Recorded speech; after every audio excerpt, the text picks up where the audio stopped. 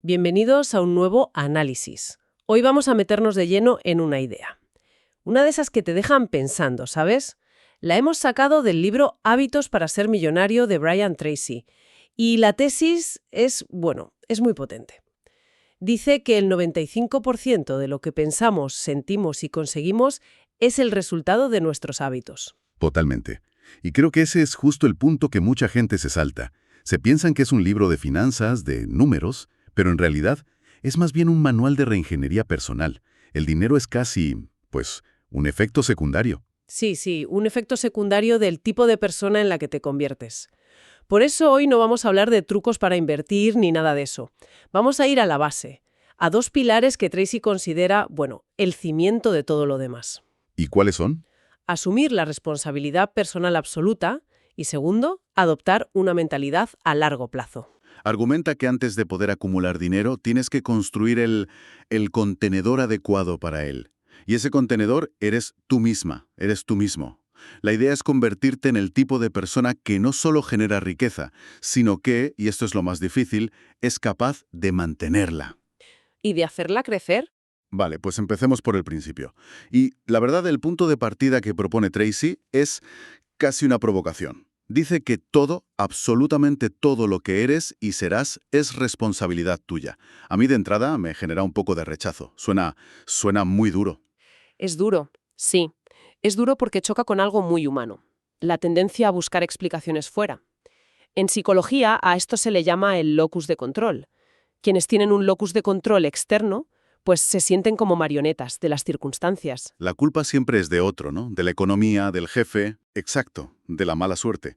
El libro menciona que esto alimenta lo que el psicólogo Martin Seligman llamó la indefensión aprendida. ¿Y qué es eso exactamente?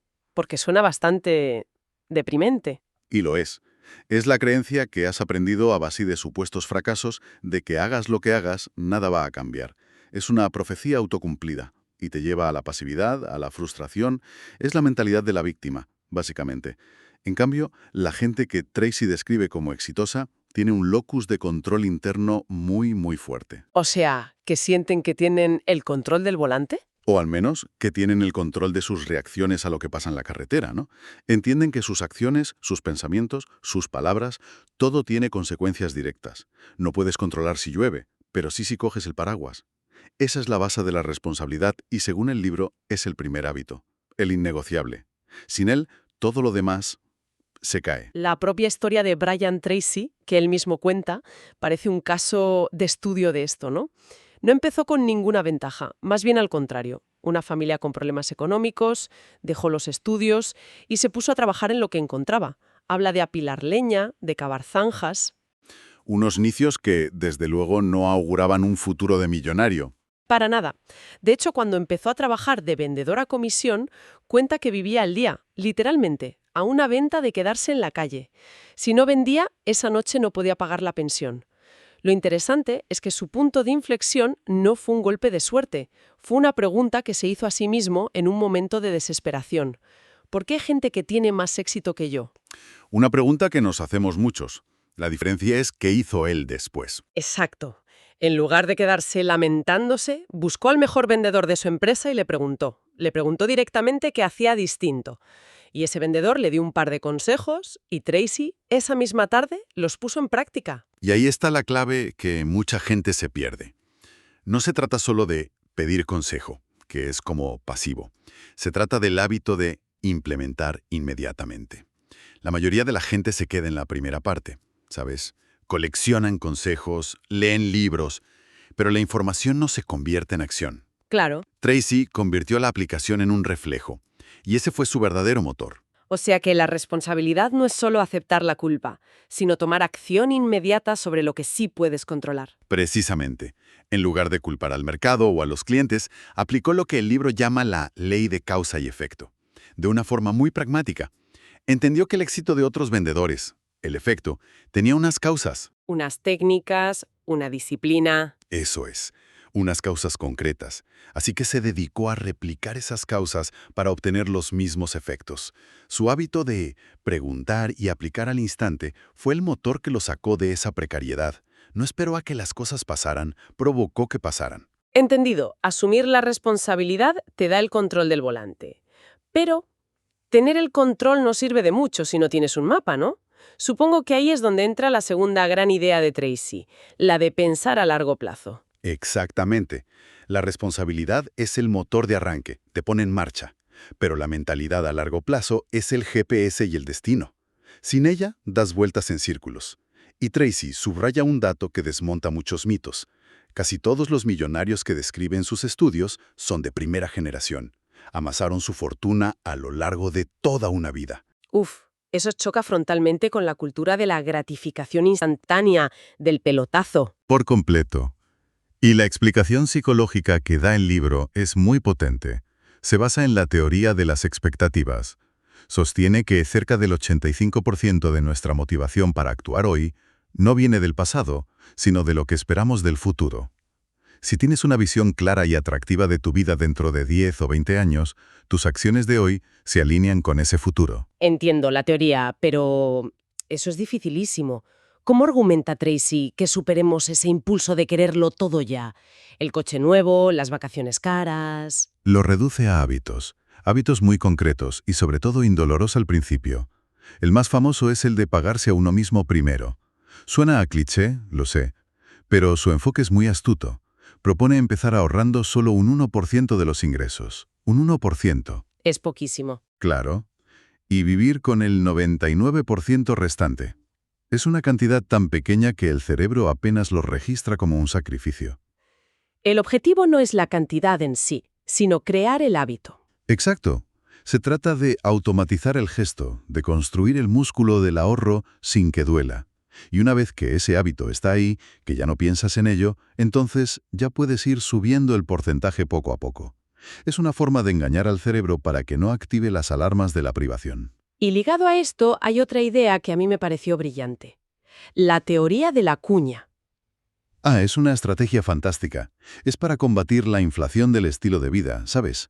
Esa tendencia que tenemos todos a gastar más a medida que ganamos más. Y el ahorro se queda estancado. Consiste en ahorrar automáticamente el 50% de cada aumento de sueldo. La lógica es que, como es un dinero que nunca ha estado en tu presupuesto mensual, no lo echas de menos. No sientes que te estás quitando nada. Suena genial, pero seamos sinceros, cuando te suben el sueldo, la presión para mejorar tu estilo de vida es enorme. El coche mejor, la casa más grande. ¿Cómo se lucha contra eso? Pues la clave, según Tracy, vuelve a ser la visión a largo plazo. Si tu visión de futuro, la de tu libertad financiera, es más poderosa y emocionante que la gratificación de un coche nuevo, la decisión es más fácil. El sacrificio de hoy lo ves como una inversión, no como una privación. Es un pulso constante entre tu yo del futuro y tu yo del presente. Y el libro propone que hay que darle más poder al del futuro. Y el tercer hábito a largo plazo no es de dinero, sino de excelencia profesional. La búsqueda del dominio. Tracy afirma que se necesitan entre 5 y 7 años de trabajo duro para llegar a estar en el 10% superior de cualquier campo. Y lanza una pregunta que a mí se me quedó grabada. ¿Dónde vas a estar dentro de 5 o 7 años en tu especialidad? El tiempo va a pasar igual, así que más vale invertirlo en mejorar. Y esto conecta directamente con la idea del interés compuesto, que no solo se aplica al dinero, el conocimiento también se compone. Lo que aprendes hoy te permite entender cosas más complejas mañana. Y el libro da un dato que es demoledor para la cultura de la inmediatez. Un millonario medio tarda 22 años en acumular su primer millón. 22 años. Uf. Eso es un jarro de agua fría para cualquiera que busque hacerse rico rápido. Totalmente. Desmitifica por completo esa fantasía. La riqueza, según esta filosofía, no es un evento, es un proceso, y requiere paciencia, persistencia y una visión a muy, muy largo plazo. Hay una anécdota en el libro que ilustra esto de una forma casi de película. Es la historia de Alfred Nobel, el inventor de la dinamita. Sí, es una historia increíble, muy reveladora. Pues resulta que por un error de un periódico que confundió la muerte de su hermano con la suya, Nobel tuvo la oportunidad de leer su propio obituario en vida. Qué fuerte. Y lo que leyó le destrozó. El titular lo describía como «El mercader de la muerte ha muerto». Imagínatelo por un segundo. Abrir el periódico por la mañana y leer eso. Que el mundo te va a recordar así. No sé si me recuperaría. Es que te obliga a confrontar la diferencia entre cómo te ves y cómo te ve el mundo. Se dio cuenta de que su legado, su historia a largo plazo, sería la de un hombre que se hizo rico permitiendo que la gente se matara de forma más eficiente. Un legado terrible. Brutal. Esa experiencia le obligó a pensar no en sus beneficios del año que viene, sino en su legado a 100 años vista. Y esa visión fue tan potente que le llevó a reorganizar toda su vida. Usó su fortuna para crear los premios Nobel, asociando su nombre para siempre con los mayores logros de la humanidad. Cambió por completo cómo sería recordado. Un ejemplo extremo, sí, pero demuestra cómo una visión de futuro puede transformar radicalmente las acciones del presente. Y eso nos lleva a la conexión final. Si unimos los dos conceptos, vemos que son interdependientes. La responsabilidad personal es el motor, te da la energía para actuar, pero sin una visión a largo plazo, esas acciones pueden ser erráticas. Es como un coche muy potente, sin volante ni GPS. Te mueves mucho pero en círculos. Reaccionas a lo que pasa cada día, pero sin una dirección clara. Exacto. La mentalidad a largo plazo es ese sistema de navegación. Asegura que queda hábito diario, desde ahorrar ese 1%, hasta leer media hora sobre tu especialidad, te esté acercando a ese destino. Uno te da el poder para actuar y el otro te da la dirección. Son inseparables. Al final, la tesis es que convertirse en millonaria o millonario no es tanto una cuestión de acumular una cifra en el banco, sino de convertirse en ese tipo de persona que por sus hábitos y su mentalidad, pues atrae, genera y conserva la riqueza. Es una transformación de identidad y se construye sobre la responsabilidad y se guía con la brújula del futuro. Es un cambio de dentro hacia afuera.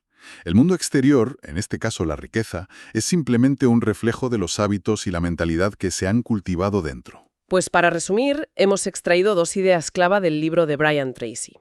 La primera, el punto de partida es asumir la responsabilidad total de la propia vida económica, dejar de buscar culpables y empezar a buscar causas. Y la segunda, cultivar una perspectiva a largo plazo que actúe como guía para cada decisión. Entender que la riqueza no es un sprint, sino una maratón que se corre día a día, hábito a hábito. Y con esto llegamos al final de nuestro análisis.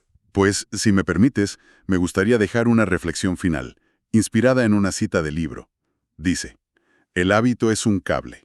Cada día vamos tejiendo una hebra y al final se hace tan fuerte que no puede romperse. La pregunta que se deriva de esto es bastante directa. Si el futuro financiero es un cable que se está construyendo hoy, ¿qué hebra, por pequeña que sea, se ha añadido conscientemente a ese cable hoy? Y, quizás más importante aún, ¿qué hebra que lo debilita se ha decidido también conscientemente dejar de tejer?